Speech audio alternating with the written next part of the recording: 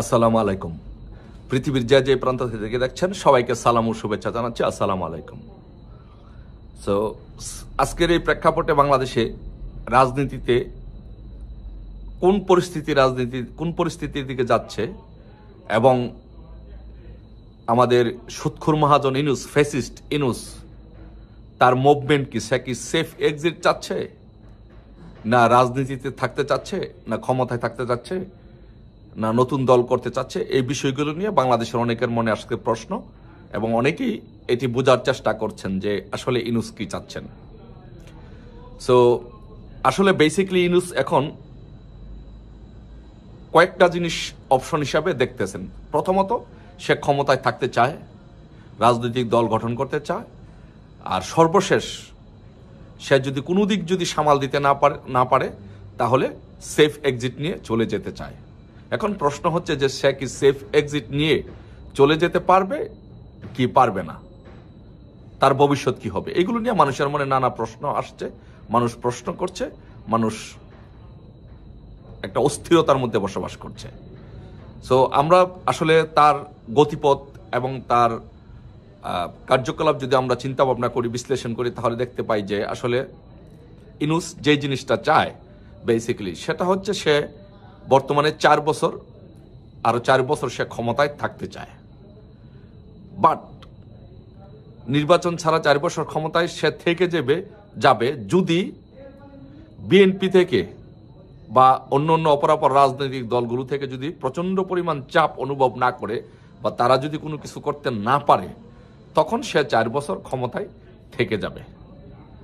আর যদি বিএনপি বা অন্য রাজনৈতিক দলগুলো যদি প্রচন্ড পরিমাণে চাপ সৃষ্টি করতে পারে, তাহলে সে যেটি কাজটি করবে সেকেন্ড অপশন হিসেবে, সে বলবে যে আগামী 1 বছরের ভিতরে নির্বাচন দিয়ে দিব। কিন্তু আসলে সে 1 বছরের ভিতরে নির্বাচন দিবে না। তার মূল উদ্দেশ্য হচ্ছে যে আগামী 1 বছরের ভিতরে সে রাজনৈতিক দল গঠন করবে। সে রাজনৈতিক দল গঠন করে সমগ্র বাংলাদেশের সবগুলো জেলাতে যখন তার কমিটিগুলো গঠন হয়ে যাবে, যখন তার একটা রাজনৈতিক অবস্থান সৃষ্টি হবে, তখন সে জোর জবরদস্তি করে ক্ষমতায় থাকতে যাবে। এটা হচ্ছে তার একটা প্ল্যান। বাট যদি পরিস্থিতি এরকম হয় যে কোনোভাবেই দেশীয় এবং আন্তর্জাতিকভাবে সে সামাল দিতে পারতেছে না, বিদেশি চাপের কারণে এবং বাংলাদেশি রাজনৈতিক দলগুলো চাপের কারণে এমন একটা পরিস্থিতি হয়েছে যে পরিস্থিতি গোলাটা হয়ে গেছে যে এখনই নির্বাচন দিতে হবে, তখন সে কি করবে? পরিস্থিতি তখন এরকম হবে যে সেফ এক্সিট নিতে চাবে, সেফ এক্সিট নিয়ে সে চলে যাইতে চাবে। কিন্তু তাড়াহুড়া করে সে 1 বছরের মধ্যে নির্বাচন দিয়ে চলে যেতে পারে। কিন্তু ওইখানেও তার জন্য বড় বিপত্তির যে বিষয়টি, সেটি হচ্ছে যে তার সাথে সে চলে যাবে, কিন্তু তার সাথে যে উপদেষ্টা আছে বা বৈষম্য বিরোধী ছাত্র আন্দোলনের নেতৃবৃন্দ আছে, তাদের কি অবস্থা হবে? সেই জন্য যে বৈষম্য বিরোধী ছাত্র আন্দোলনের নেতৃবৃন্দ এবং তার সাথে যে আসিফ, নাহিদ এবং মাহফুজরা আছে, তাকে সেটি করতে দিবে না। কারণ তারা অলরেডি রাজনৈতিক দল গঠন করছে, রাজনৈতিক দল গঠন করে নির্বাচনে যাওয়া বা ক্ষমতা থাকার একটা প্রক্রিয়া শুরু করেছে। এই পরিস্থিতিতে কি আসলে কি ইনুস সেফ এক্সিট নিতে পারবে বা সেফ এক্সিট নিয়ে যেতে পারবে? বাট আমার মনে হয় যে বাংলাদেশের রাজনীতিতে যে পরিস্থিতি সৃষ্টি হয়েছে এবং আন্তর্জাতিকভাবে যে একটি পরিস্থিতি সৃষ্টি হয়েছে, যে মার্কিন যুক্তরাষ্ট্রের প্রেসিডেন্ট ডোনাল্ড ট্রাম্প শপথ নেওয়ার পরে তার সাথে একটা সম্পর্কের চরম অবনতি হবে, যেহেতু সে হিলারি ক্লিন্টনের খুব কাছের মানুষ এবং ক্লিন্টন ফাউন্ডেশনে সে নিয়মিত ডোনেশন করত। এটা হচ্ছে একটা বিষয়। আর অপরদিকে হচ্ছে যে ইন্ডিয়ার সাথে বাংলাদেশের একটি যুদ্ধ অবস্থা সে অলরেডি তৈরি করে ফেলেছে।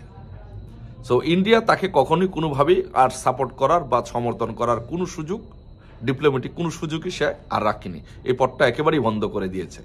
এখন আপনারা যারা রাজনীতি বুঝেন, জানেন, চিনেন, এখন চিন্তা করে দেখেন যে সমগ্র বিশ্বের মধ্যে বাংলাদেশের মতো একটি দেশ মার্কিন যুক্তরাষ্ট্রকে খেপিয়ে, মার্কিন যুক্তরাষ্ট্রের সাথে বৈরিতা তৈরি করে, পাশাপাশি ইন্ডিয়ার মতো এত বড় একটা দেশের সাথে বৈরিতা তৈরি করে সে কি করতে পারবে? সে কি বেঁচে থাকতে পারবে কি পারবে না? বাট আমরা মনে করি যেটা মনে করি যে সবাই মনে করে, সাধারণভাবে আপনি দেখবেন যে মার্কিন যুক্তরাষ্ট্রের মতো একটি দেশের সাথে এবং ভারতের মতো এত বড় একটি বৃহৎ দেশের সাথে রাজনৈতিক বৈরিতা তৈরি করে, তিক্ততা তৈরি করে সাময়িক সময়ের জন্য হিরোইজম করতে পারবে বা মনে হচ্ছে যে অনেক কিছু করে ফেলছে, বাট আলটিমেটলি দিন শেষে টিকে থাকতে পারবে না। এখন যদি দিন শেষে যদি টিকে না থাকতে পারে, তাহলে তার ভবিষ্যৎ কি? কোন দিকে যাচ্ছে ইনুসের ভবিষ্যৎ? আমি মনে করি যে ইনুসের ভবিষ্যৎ খুবই অন্ধকার, খুবই খারাপ। কারণ হচ্ছে যে আওয়ামী লীগের মতো বড় রাজনৈতিক দলগুলো যখন বিপদে পড়ে বা কখনো কোনো পরিস্থিতির উদ্ভব হয়, তখন কিন্তু তাদেরকে অন্য অপর রাজনৈতিক দলগুলো বা অন্য দেশ কিন্তু তাদেরকে সহায়তা করে, সাহায্য সহযোগিতা করে। যেমন আওয়ামী লীগের ক্ষেত্রে 5 আগস্টের পরে যেটি করেছে, ইন্ডিয়া তাদেরকে সহযোগিতা করেছে, নেতৃবৃন্দকে স্থান দিয়েছে, ওখান থেকে অনেক সুযোগ সুবিধা দিয়ে তাদেরকে ওখানে রেখেছে। কিন্তু ইনুসের ক্ষেত্রে কি হবে? ইনুস কোথায় যাবে? ইনুস কি কোথাও যেতে পারবে? ইনুস ইন্ডিয়াতে যেতে পারবে না, ইনুস মার্কিন যুক্তরাষ্ট্রে যেতে পারবে না, কারণ ইনুসের সকল রাস্তা বন্ধ। মার্কিন যুক্তরাষ্ট্রে সে যাওয়ার রাস্তা সে বন্ধ করে দিয়েছে, ইন্ডিয়াতে তো যাওয়ার প্রশ্নই আসে না। তাহলে ইনুসের ভবিষ্যৎ কি হবে? ইনুসের ভবিষ্যৎ হবে খুবই, ইনুসের ভবিষ্যৎ আপনারা যদি বলেন যে ইনুসের ভবিষ্যৎ মানে আপনারা লিখে রাখতে পারেন, ইনুসের ভবিষ্যৎ অন্ধকার। এবং ইনুস বাংলাদেশে দেখবেন, বাংলাদেশের ইতিহাসে একটি বিরল একটা অন্যতম ঘটনা ঘটবে যে ইনুস বাংলাদেশে গণপিটুনিতে নিহত হবে। ইনুস বাংলাদেশের জনগণ দ্বারা গণপিটুনিতে নিহত হবে, কারণ সে ইন্ডিয়াতে যেতে পারবে না, মার্কিন যুক্তরাষ্ট্রে যেতে পারবে না। আর আওয়ামী লীগ দিন দিন যেভাবে শক্তিশালী হচ্ছে, ঐক্যবদ্ধ হচ্ছে, কারণ 5 আগস্টের পূর্বে আওয়ামী লীগ আর এখন আওয়ামী লীগ অনেক পার্থক্য। এখন আওয়ামী লীগের প্রত্যেকটি নেতা কর্মী ঐক্যবদ্ধ। আর একটি কথা আছে যে ঐক্যবদ্ধ আওয়ামী লীগকে কেউ হারাতে পারে না, ঐক্যবদ্ধ আওয়ামী লীগকে কেউ দাবায় রাখতে পারে না। এখন যেভাবে আওয়ামী লীগের নেতারা ঐক্যবদ্ধ হয়েছে এবং একে অপরকে সহযোগিতা করছে এবং রাজনৈতিকভাবে যেভাবে ঐক্যবদ্ধ হয়ে মাঠে নামতেছে, সো এই 111 সরকার মতো একদম এই সরকার একদম ধূলিসাৎ হয়ে যাবে।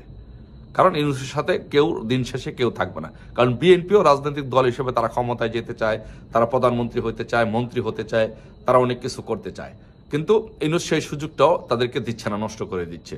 সো দিন শেষে আমরা যেটা মনে করি যে এখন ইউনূসের অবস্থা এরকম হচ্ছে, যারা আপনারা যারা প্রশ্ন করছেন ইউনূস কি সেফ এক্সিট পাবে, ইউনূস কি যেতে পারবে, ইউনূসের ভবিষ্যৎ কি?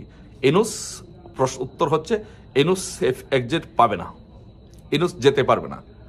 ইউনূস বাংলাদেশের ইতিহাসে ভবিষ্যৎবাণী লিখে রাখেন, বাংলাদেশের ইতিহাসে সবচেয়ে বড় যে ঘটনা হবে যে পৃথিবীর ইতিহাসে একজন রাষ্ট্রের প্রধান গণপিটুনিতে নিহত হয়েছেন। এটা যদি ইতিহাসে, বাংলাদেশের ইতিহাসে যদি লেখা থাকে এবং বিশ্বের ইতিহাসে যদি লেখা থাকে যে কোন দেশের প্রেসিডেন্ট কোন দেশের রাষ্ট্রপ্রধান গণপিটুনিতে নিহত হয়েছেন, সেটা হবে সুৎখোর মহাজন ইউনূস।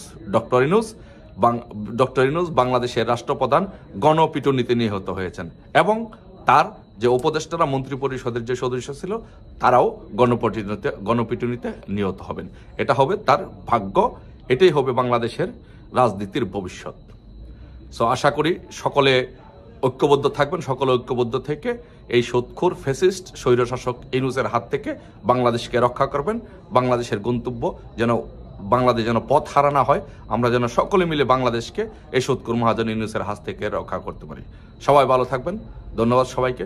জয় বাংলা, জয় বঙ্গবন্ধু, আসসালামু আলাইকুম।